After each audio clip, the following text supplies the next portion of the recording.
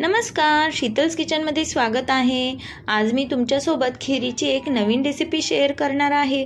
अगदी झटपट होते आणि ज्यांना खीर बनवणे अवघड वाटते ते ही खीर अगदी सोप्या रीतीने बनवू शकतील। तसेच साहित्यही खूप कमी लागते। अगदी घरात अवेलेबल असलेल्या साहित्यात तुम्ही मस्त अशी खीर बनवू शकता।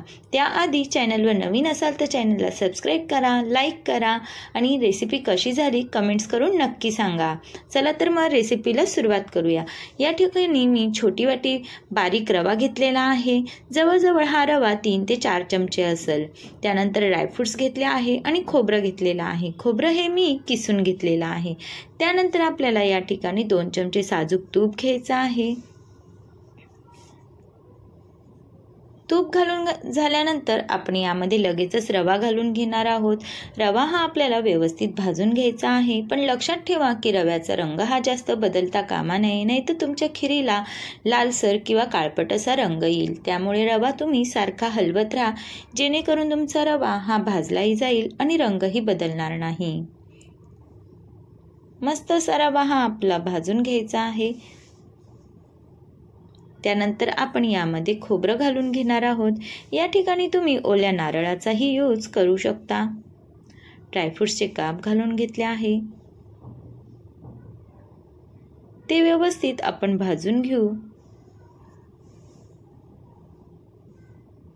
त्यानंतर आपण यामध्ये दूध घालून घेणार आहोत। दूध हे मी गरम करून घेतलेलं आहे। लक्षात ठेवा आपल्याला खिरीसाठी दूध, पाणी हे गरमच घालायचं आहे। यामध्ये तुम्ही 1 कप पाण्याचा वापरही करू शकता, जेणेकरून तुमची खीर ही जास्त घट्ट होणार नाही। आवश्यकतेनुसार तुम्ही यामध्ये दूध घाला। त्यानंतर चिमूटभर मीठ घालायचं आहे। या ठिकाणी मी केसर, ड्रायफ्रुट्सची पावडर तसेच इलायची पावडर यामध्ये मी घालून घेतलेली आहे।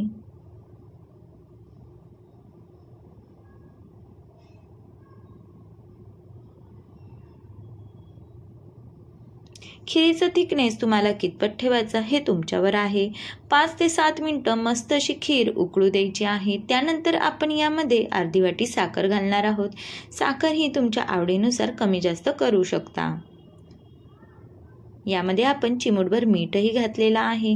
गोडाला मीठ घातल्याने खिरीची चव ही दुप्पट होते। त्यामुळे तुम्ही ज्या वेळेस गोड पदार्थ करत असाल त्यावेळेस तुम्ही चिमूटभर मीठ अवश्य घाला।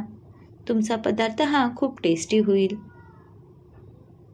5 ते 7 मिनिटं आपण खीर अशी उकळवून घेतलेली आहे। मस्त असा खिरीचा थिकनेस आलेला आहे। थंड झाल्यावरती अजून थोडीशी घट्ट होईल। केसरनी खिरीला छान असा पिवळसर कलर आलेला आहे। आपली खीर ही उकळून तयार झालेली आहे। मस्त अशी शिजली गेलेली आहे। सुगंधही खूप छान सुटलेला आहे। यामध्ये आपण इलायची, जायफळ पावडर घातलेली आहे, त्यामुळे खिरीला सुगंधही छान आलेला आहे। आता आपण खीर एका बाउलमध्ये काढून घेऊ। आपली खीर ही तयार झाली आहे।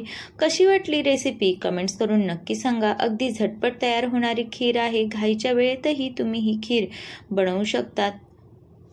तसेच तुम्ही जेव्हा वैभवलक्ष्मीचे उद्यापन करतात तेव्हाही तुम्ही अशी खीर बनवून वाटू शकतात। तर कशी वाटली रेसिपी कमेंट्स करून नक्की सांगा। रेसिपी आवडली असेल तर लाईक करा। चॅनलवर नवीन असाल तर सबस्क्राईब करा। परत भेटू एका नवीन रेसिपीसोबत। रेसिपी बघितल्याबद्दल धन्यवाद।